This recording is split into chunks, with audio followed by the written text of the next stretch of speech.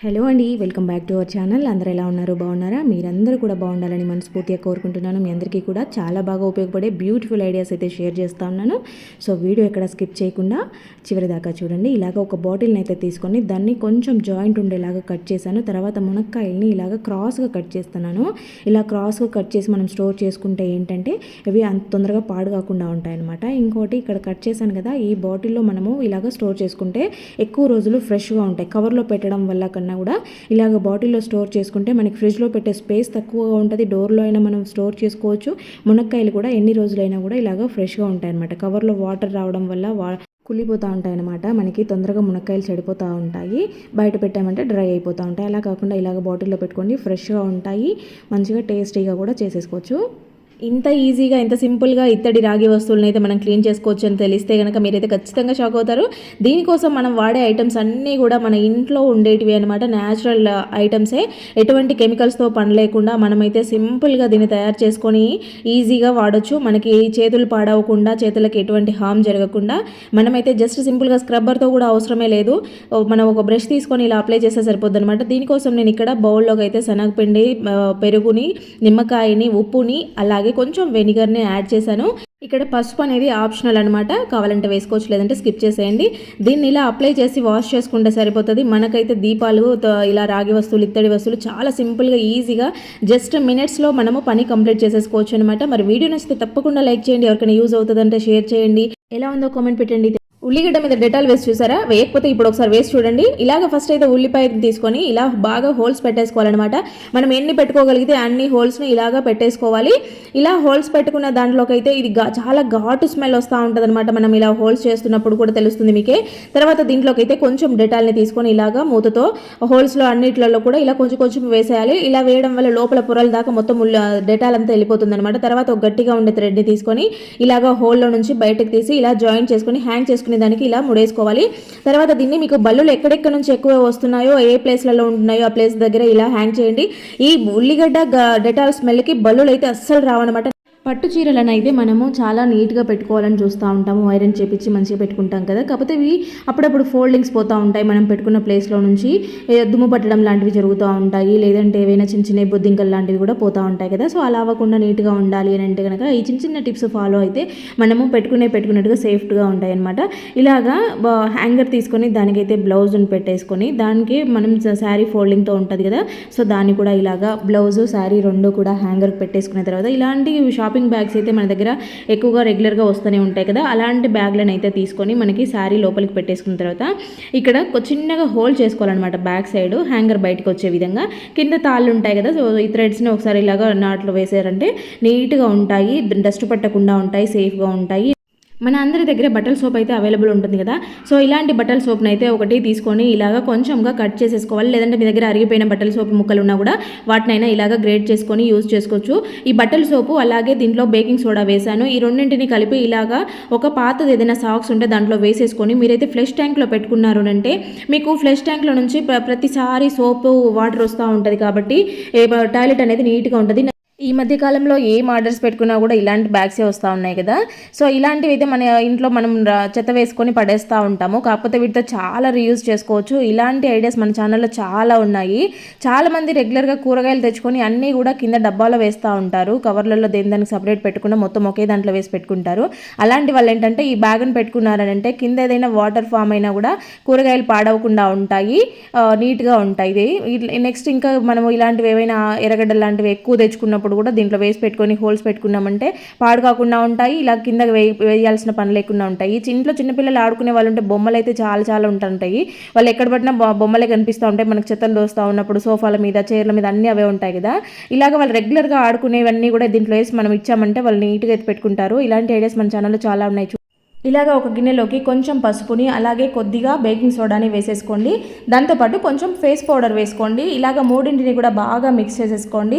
దీనిని దేనికోసం వాడతామంటే మనము రెగ్యులర్గా ఇంట్లో చీపురు వాడుతూ ఉంటాం కదా. అది కొద్ది రోజులు పోయినాక కొంచెము వాసన రావడము, లేదంటే దుమ్మంతా ఉండడము, మురికి పట్టినట్టు అవ్వడం లాంటివి జరుగుతూ ఉంటాయి. దానికి అప్పుడప్పుడు చీమలు కూడా ఎక్కుతూ ఉంటాయి. ఇవన్నీ మళ్ళీ ఇంట్లో బండల మీద అంతా వచ్చేస్తూ ఉంటాయి.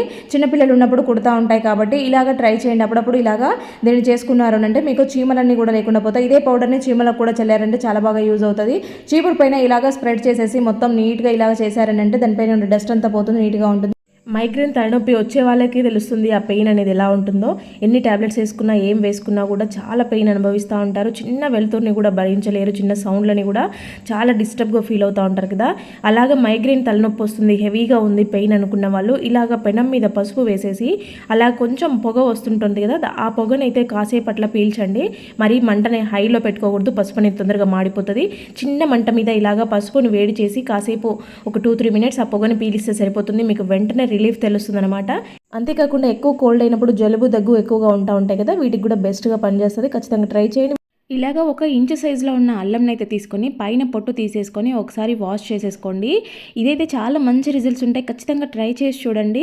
ఇలాగ నీట్గా తీసేసుకున్న తర్వాత వాష్ చేసిన అల్లాన్ని దేనికైనా చాకు కానీ లేదంటే ఏదైనా సూది లాంటి దానికి కుచ్చేసి లైట్గా కాల్చుకున్నట్టుగా చేసేయండి. ఇలా కొంచెం కాలిస్తే సరిపోతుంది, ఒక 1-2 సెకండ్స్ కాల్చిన తర్వాత దానిపైన చిటికెడు సాల్ట్ వేసేసి మీరు బుగ్గకు పెట్టుకొని దాని రసం మింగుతూ ఉన్నారనంటే మీకు దగ్గు జలుబు ఎంత హెవీగా ఉన్నా కూడా తొందరగా తగ్గిపోతాయి. ఇంకొకటి, జర్నీస్ చేసేటప్పుడు వామిటింగ్ సెన్సేషన్ ఉన్నా కూడా ఇది చాలా వరకు కంట్రోల్ చేస్తుందన్నమాట. మనకి లోపల ఉండే కఫం అంతా కరుగుతుంది, దగ్గు అయితే చాలా వరకు కంట్రోల్ అయిపోతుంది. దగ్గి కడుపు నొప్పి వస్తుంది, గుండె నొప్పి వస్తుంది అనుకునే వాళ్ళు ఖచ్చితంగా ఒకసారి ఇలా ట్రై చేసి చూడండి, చిన్నవాళ్ళైనా పెద్దవాళ్ళైనా. ఇలా ఒక నిమ్మకాయనైతే తీసుకొని అడ్డంగా నిలువుగా అంటే ఇలాగా 4 పీసెస్ వచ్చేలాగా కట్ చేసుకోవాలన్నమాట. పూర్తిగా కట్ చేయకూడదు, జాయింట్తోని పైన ఒక లేయర్గా కట్ చేయాలి. తర్వాత ఇలాగా కట్ చేసిన ఆ గ్యాప్స్లోకి లవంగాలు పెట్టేసుకోవాలి. ఇలా లవంగాలు పెట్టినది ఎక్కడైనా మనం పెట్టినామంటే చిన్న చిన్న చీకటీగలు తిరుగుతూ ఉంటాయి కదా, అలాంటివి తిరగకుండా ఉంటాయి. దీంతోపాటు ఇంకా బేకింగ్ సోడా కూడా కలిపి వేసామని అంటే మనకి బల్లులు బొద్దింకలతో కూడా రాకుండా ఉంటాయి అనమాట. మీ దగ్గర అవైలబుల్ ఉన్న ఇలాంటి స్టీల్ క్లిప్ అయినా పర్వాలేదు, ప్లాస్టిక్ క్లిప్ అయినా పర్వాలేదు, దానికైతే డబల్ టేప్ అంటించేసేయండి. ఇలాగా అంటించుకున్న దానిని మీరు ఇంట్లో ఎక్కడైనా కిచెన్లో మీకు చేయి తగలకుండా ఉండే ప్లేస్లో కానీ లేదంటే ఫ్రిడ్జ్కి కానీ ఇలాగా అంటించేసుకొని దానికి 2-3 పేపర్లు ఇలా కట్ చేసి పెట్టేసుకోండి. ఇంట్లో ఏంటంటే సరుకులు అయిపోయినప్పుడు నాకైతే అస్సలు గుర్తురావన్నమాట. ఎన్నిసార్లు అనుకున్నా కూడా మళ్ళీ బయట షాప్కి వెళ్ళినప్పుడు మర్చిపోయి ఉంటాను. అలా సరుకులు ఇంట్లో అయిపోయినట్టుగా రాసి పెట్టుకుంటా ఉండడానికి చాలా బాగా పనికొస్తుంది. ప్రతి ఒక్క ఆడవాళ్ళకి ఇది యూజ్ అవుతుంది. ఏదైపోయినా కూడా వెంటనే మనం రాసి పెట్టుకోవచ్చు. దాంతోపాటు ఒక పెన్ కూడా పెట్టుకున్నారని అంటే మంచిగా అవైలబుల్ ఉంటుంది. ఇలా ఒక ప్లేట్ని తీసుకొని దాంట్లోకి అయితే కొద్దిగా పసుపు తీసుకోండి. అలాగే దానితో పాటు కొంచెం సాల్ట్ కూడా యాడ్ చేసేసుకొని ఈ రెండింటి కలిసేలాగా కొన్ని డ్రాప్స్గా ఇక్కడ కోకోనట్ ఆయిల్ వేసుకోండి. మీ దగ్గర ఇంట్లో ఆడిచ్చిన కొబ్బరి నూనె ఉంటే కనుక అది ఇంకా బెటర్ అనమాట. సో ఇలాగా మూడింటిని కూడా బాగా మిక్స్ చేసేసుకొని కలుపుకొని మీరు రెగ్యులర్గా చేసుకున్నట్టు టూత్ బ్రష్ పైన పెట్టుకొని కానీ లేదంటే చేత్తో కానీ కొంచెం ఇలాగా తీసుకొని మీరు పళ్ళు తోముకున్నారనంటే ఎంత గారపట్టిన పళ్ళు అయినా సరే, ఎంత నల్లగా మారిపోయిన పళ్ళు అయినా సరే తొందరగా మీకు ఆ గారంతా పోయి మంచిగా తెల్లగా మెరుస్తూ ఉంటాయి. నోట్ నుంచి వచ్చే బ్యాడ్ స్మెల్ అంతా కూడా రిమూవ్ అయిపోద్ది అనమాట. వీక్లీ వన్స్ అయినా ఇలాగా ట్రై చేస్తూ ఉండండి. మీ పళ్ళు అయితే మంచిగా తెల్లగా తలతల మెరుస్తూ ఉంటాయి. అలాగే నోట్లో ఎటువంటి బ్లడ్ రావడం ఇలాంటి సమస్యలన్నీ కూడా క్లియర్ అయిపోతాయి అన్నమాట. ఈ రోజులలో మనం అన్నీ కూడా ఆన్లైన్లోనే ఆర్డర్ పెట్టుకుంటా ఉన్నాము. ఆన్లైన్లో ఏంటంటే ప్లాస్టిక్ బ్యాగ్స్ కాకుండా ఇలాగా పేపర్ బ్యాగ్స్ వస్తూ ఉంటాయి కదా. సో ఇవేంటంటే మనకి చాలా రకాలుగా యూజ్ చేసేసుకోవచ్చు, మల్టిపుల్ ఆర్గనైజర్స్గా ప్రిపేర్ చేసుకోవచ్చు అనమాట. వీటిని చాలా చోట్ల మనము వీటిని మంచిగా రీయూజ్ చేసుకోవచ్చు. అలాంటి ఐడియాస్ మన ఛానల్లో చాలా ఉన్నాయి.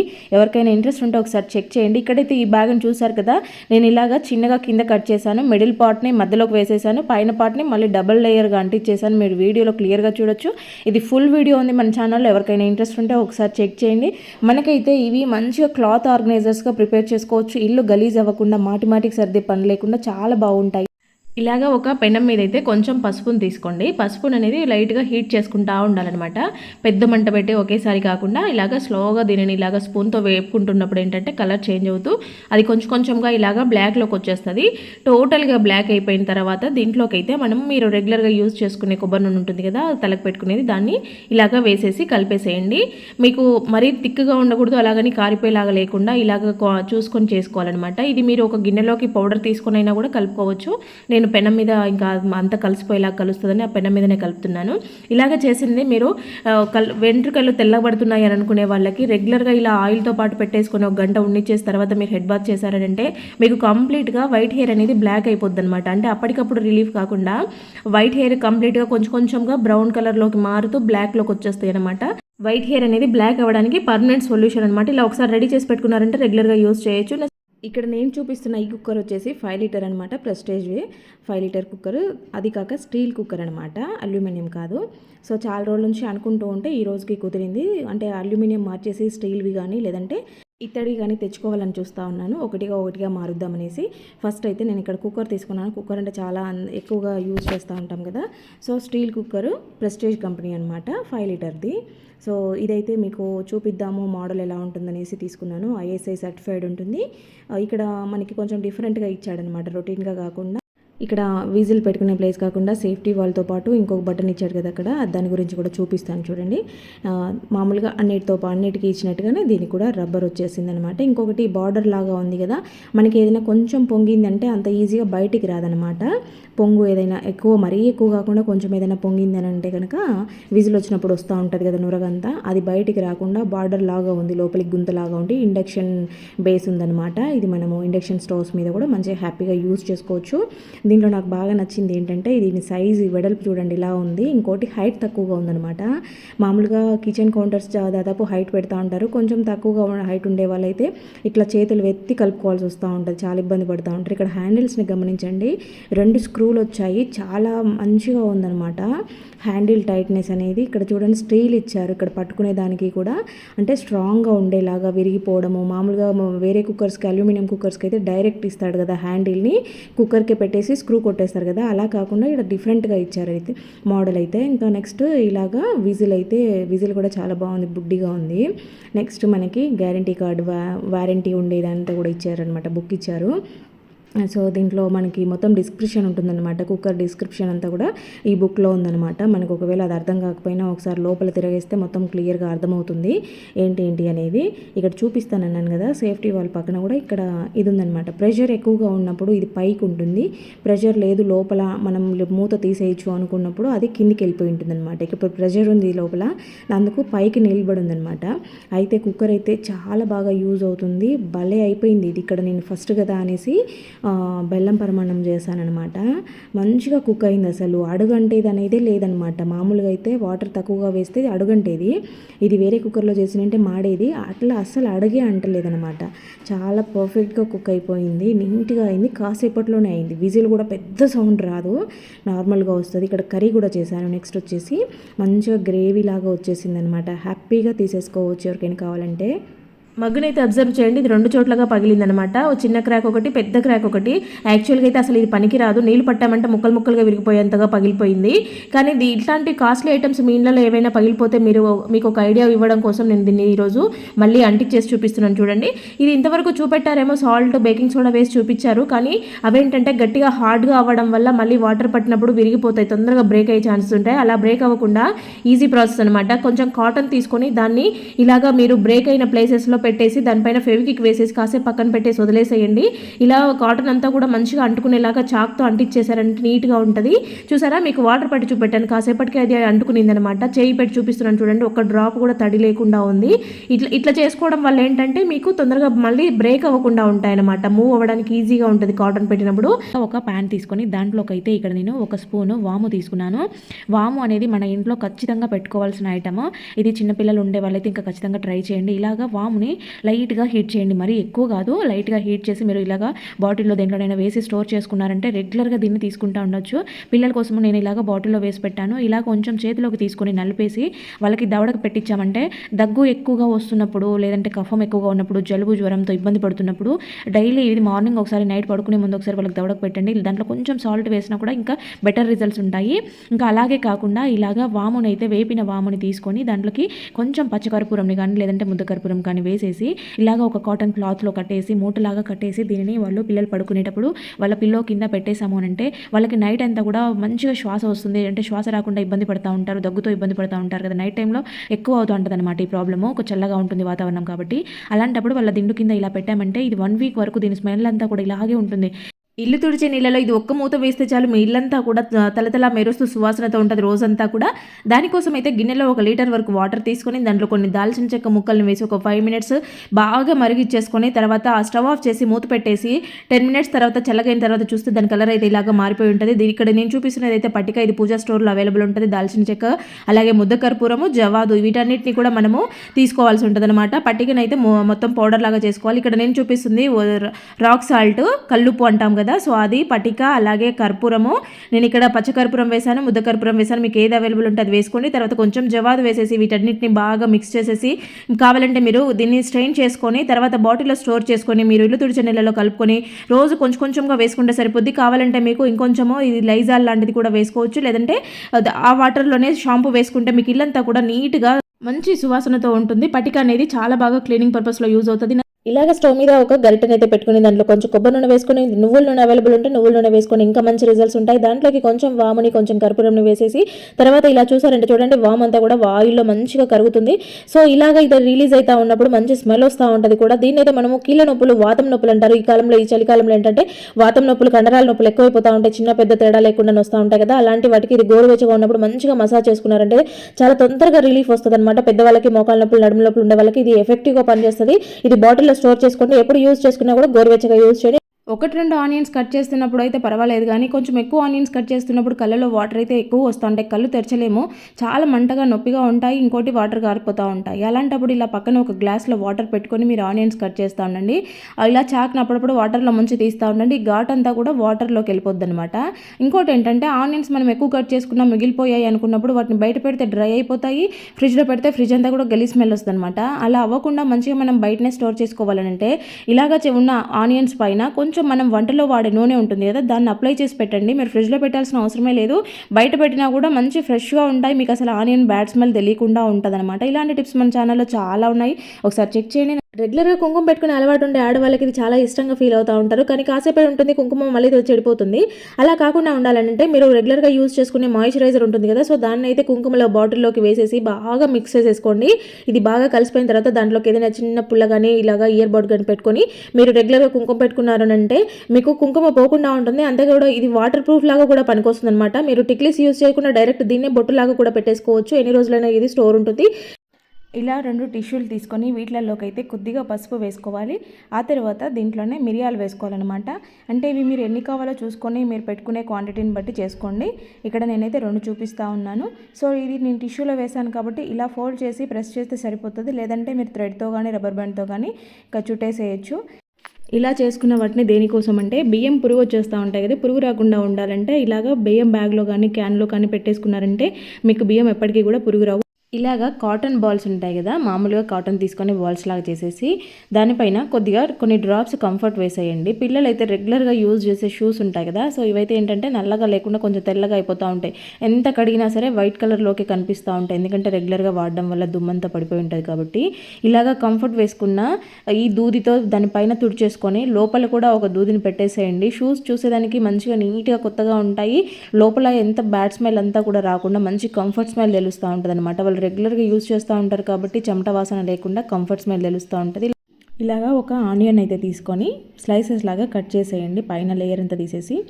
మనకి పీసెస్ కావాలన్నమాట, పొడవుగా ఇలాగ వెడల్పుగా ఉండేలాగా చూసుకున్నారంటే బాగా వర్కౌట్ అవుతుంది. ఇలాగ స్లైసెస్ కట్ చేసిన వాటిని ఏంటంటే పిల్లలకి ఈ సీజన్లో ఎక్కువగా జలుబు అవుతూ ఉంటుంది, అది చిన్న పిల్లలైనా పర్వాలేదు, అంటే మంత్స్ బేబీ అయినా చిన్నపిల్లలు 2-3 ఇయర్స్ ఉండే పిల్లలైనా జలుబు ఎక్కువగా అవుతూ ఉంటుంది కదా. సో అలాంటప్పుడు ఏంటంటే వాళ్ళు పడుకున్నాక నైట్ ఇలాగ సాక్స్లో ఆనియన్ పెట్టి మీరు పెట్టారంటే కనుక ఆనియన్ అనేది హీట్ రిలీజ్ చేస్తుంది అనమాట. ఆ హీట్కి వాళ్ళకి తొందరగా జలుబు తగ్గు అయింది. ఒకసారి ట్రై చేసి చూడండి. రెంటెడ్ హౌస్లో ఉండే వాళ్ళకైతే ఇలాంటి ప్రాబ్లమ్స్ ఎక్కువగా ఫేస్ చేస్తూ ఉంటారు, వాళ్ళ కోసం ఇదైతే బెస్ట్ ఐడియా అని చెప్పొచ్చు. ఇలాగే 2 వాటర్ బాటిల్ క్యాప్స్ని అయితే తీసుకున్నాను. వీటి రెండింటికి కూడా డబుల్ టేప్ ఉంటుంది కదా, దాన్ని అయితే కట్ చేసేసి నీట్గా ఇలాగ అంటించేసుకోవాలన్నమాట. తర్వాత దీనిని గోడకి స్టిక్ చేసేవాళ్ళు. ఇక్కడ మనకి గోడలకి హోల్స్ చేస్తే ఓనర్ సరుస్తారని దాదాపు ఎక్కడ పడితే అక్కడ పెట్టుకోకుండా మనము అన్నీ కూడా మూలకు పెట్టేసుకుని ఉంటాము. సో ఇలాంటి వాళ్ళకైతే ఇది చాలా బాగా యూజ్ అవుతుంది. ఏదైనా హ్యాంగ్ చేసుకునే లాంటివి ఉంటే కూడా చక్కగా యూజ్ చేసుకోవచ్చు. కిచెన్లో కబోర్డ్స్ అయితే వాటర్ పడడం వల్ల మరకలుగా ఉన్న ఆయిల్ జిడ్డు ఏదైనా పడి అయితే ఉంటాయి కదా. సో వాటిని అయితే సింపుల్గా ఈజీగా క్లీన్ చేసుకునే ప్రాసెస్ అనమాట. కొంచెం జవాదు తీసుకొని షాంపూ యాడ్ చేశాను అనమాట. ఇవన్నీ కూడా బాగా మిక్స్ చేసాక దీంతో కానీ లేదంటే ఒక కాటన్ క్లాత్ కానీ తీసుకొని మీరు డైరెక్ట్ తుడిచారంటే షాంపూ క్లీన్ చేస్తుంది. జవాదు అనేది మంచి స్మెల్ని ఇస్తుంది అనమాట. సూపర్గా క్లీన్ అయిపోతాయి. ఈసారిగా క్లీన్ చేసేటప్పుడు ఇలా ట్రై చేయండి. ఎంత ఆయిల్ జిడ్డు ఉన్నా కూడా అట్టే వదులుతుంది. ఇక నెక్స్ట్ దీంతోనే మనము ఇలాగా ఇంట్లో ఉండే స్టీల్ డబ్బాలు, ఆయిల్ జిడ్డు ఉన్న క్యాన్లు కానీ ఏవైనా కూడా నీట్గా కడిగేసుకోవచ్చు. ఇలా చూడండి తలతల మెరుస్తూ ఉన్నాయి. స్టవ్ క్లీనింగ్ కానీ బ్యాక్ సైడ్ టైల్స్ కానీ మొత్తం కిచెన్ కౌంటర్ టాప్ అంతా కూడా ఇదే వాటర్తో క్లీన్ చేసుకోవచ్చు. ప్రతి ఒక్కరికి ఉపయోగపడే బెస్ట్ కిచెన్ టిప్స్ అనమాట. కరివేపాకుని మనం మార్కెట్ నుంచి ఎక్కువగా తెచ్చుకునే టైంలో ముందుగా ఆకులన్నీ చూసేసుకొని పురుగు లేకుండా నీట్గా కడిగేసి ఆరబెట్టుకున్న తర్వాత ఆకులు ఒలుచుకొని ఇలాగ ఒక టిష్యూ వేసి మీరు స్టోర్ చేసుకున్నారని అంటే కనుక ఎక్కువ రోజులు ఫ్రెష్గా గ్రీన్ కలర్లో ఉంటాయన్నమాట. నెక్స్ట్ వచ్చేసి మనం మెంతులను అయితే తక్కువగా వాడుతూ ఉంటాం కాబట్టి ఎక్కువగా మనము ఆహారంలోకి తీసుకోవాలంటే దోస పిండిలో ఎక్కువ మెంతులు వేసేసుకోండి. దోశ ఎర్రగా క్రిస్పీగా ఉండడంతో పాటు మనకి మెంతులు ఎక్కువగా తిన్నా మనకి హెల్త్ బెనిఫిట్స్ అనేవి ఉంటాయి. ఇంకా నెక్స్ట్ వచ్చేసి పప్పు అనేది మనం కుక్కర్లో వేసుకుంటూ ఉంటాము. ఎన్నిసార్లు వేసినా కూడా పొంగుతూ ఉంటుంది. పొంగకుండా ఉండాలంటే ఒక స్పూన్ తీసుకొని ఇలాగా పప్పులో వేసేసి మీరు మూత పెట్టేసుకొని పప్పు ఉడికించుకున్నారని అంటే అసలు పొంగే ఛాన్సే ఉండదు. ఈసారి ఇలా ట్రై చేయండి. పప్పు నానబెట్టుకునే టైం లేదు, ఇడ్లీకి దోశకి పిండి నానబెట్టుకోవాలి అనుకున్నప్పుడు వేడి నీళ్ళు పోసి నానబెట్టుకొని తొందరగా నానిపోతుంది. 3 గంటలు నానాల్సింది 1 గంటకే పప్పు అంతా కూడా బాగా మెత్తగా నానిపోతుంది.